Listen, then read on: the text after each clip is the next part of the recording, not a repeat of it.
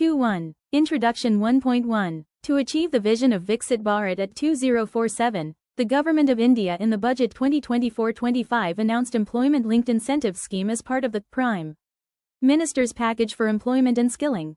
The scheme is named as Pradhanmantri Viksit Bharat Rojgar Yojana, PMVBRY.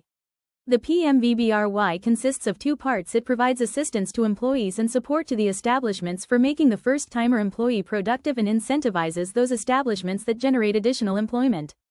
Further, the PMVBRY will complement the national manufacturing mission in promoting entry of new industries as well as scaling up of the existing industries, particularly in labor-intensive manufacturing sectors.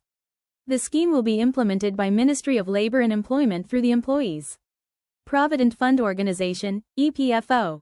1.2. The parts of the scheme are I.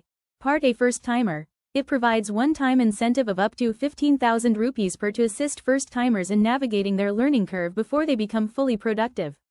E. Part B, support to employers with focus on manufacturing sector. It is an employer-focused part of the scheme that supports creation of sustained additional employment in all sectors.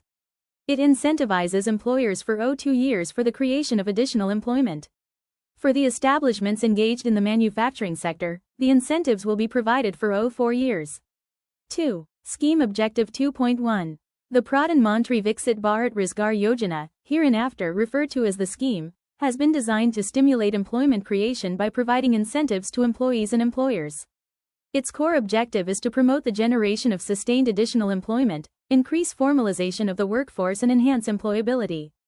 2.2. The scheme will provide support to employees and establishments. 2.3. Part of the initiative supports first-time employees in their learning curve by offsetting costs of upskilling, thereby leading to increased productivity and employability. Additionally, the scheme emphasizes financial literacy for first-timers, equipping them with essential skills for managing their finances. Employee means a person joining an establishment covered under EPF and MP Act, 1952 and in respect of whom the establishment pays contributions to EPFO through ECR or remits EPF contribution in the trust of an exempted establishment. V. Eligible employee.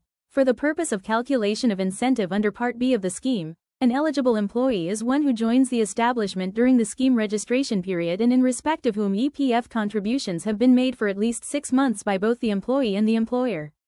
V. Old employee. For the purpose of calculating incentives under Part B of the scheme for existing establishments, those employees, in respect of whom the establishment filed ECR for the month of July 2025 will be considered as old employees and they will not be eligible for the incentive under the scheme. V. EPF wage, refers to the wage on which contributions are made in accordance with Section 6 of the EPF and MP Act, 1952. This wage will be considered for the purpose of calculating incentives under the scheme. The EPF wage shall be derived through a reverse calculation method based on the actual contribution amount submitted via the ECR, using the following formula: EPF wage equals total contribution amount times 124 or EPF wage equals total contribution amount times 120. Note: the divisors 24 and 20 represent the combined percentage of employee and employer contributions, which may be 12% plus 12% equals 24% or 10% plus 10% equals 20%, respectively, depending on the category of establishment. X. Establishment means an entity covered under and having an EPF code number under Section 1, 3, 1, 4, or 2A of the EPF and MP Act, 1952 along with a unique PAN number. In absence of PAN, the establishment need to provide details of TAN. Explanation. For the purpose of this scheme, all the establishments with the same PAN, TAN as available with EPFO on or after the 8th of January 2025, would be considered as a single entity. 7. Total eligible employees. 4. Pro rata incentive equals 5,900 rupees times 3 divided by 4 equals 4,425 rupees. So, the establishment would be eligible to receive 4,425 rupees as incentive for month M1. Case 2. Number old employees are more than the baseline. Baseline: 10 employees. Month: M1. Number of old employees: 15. Eligible employees in M1: A, B, C, D. Slab-wise incentives: OA. 900 rupees OB, 2000 rupees OC, 3000 rupees OD. 0 rupees, the employee has gross wages more than 1 lakh, O right pointing arrow total slab-wise incentive equals 5,900 rupees net additional employment. 4. Total eligible employees. 4. Pro rata incentive equals 5,900 rupees times 4 divided by 4 equals 5,900 rupees. So, the establishment would be eligible to receive 5,900 rupees as incentive for month M1. XVII. Rejoinee means an employee with a previous contributory membership of Employees Provident Fund either with EPFO or exempted trust and during the scheme registration period joins an establishment registered with EPFO or an exempted trust.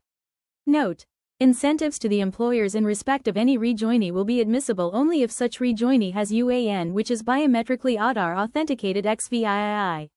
Registration period. The registration period of the PMVBRY will be from the 8th of January 2025 to the 31st of July 2027. All the employees joining an establishment during this period will be counted towards deciding threshold, additionality and calculation of incentives. Note: the new employment generated beyond the registration period will only be counted towards calculation of threshold, additionality but no incentive will be provided in respect thereof.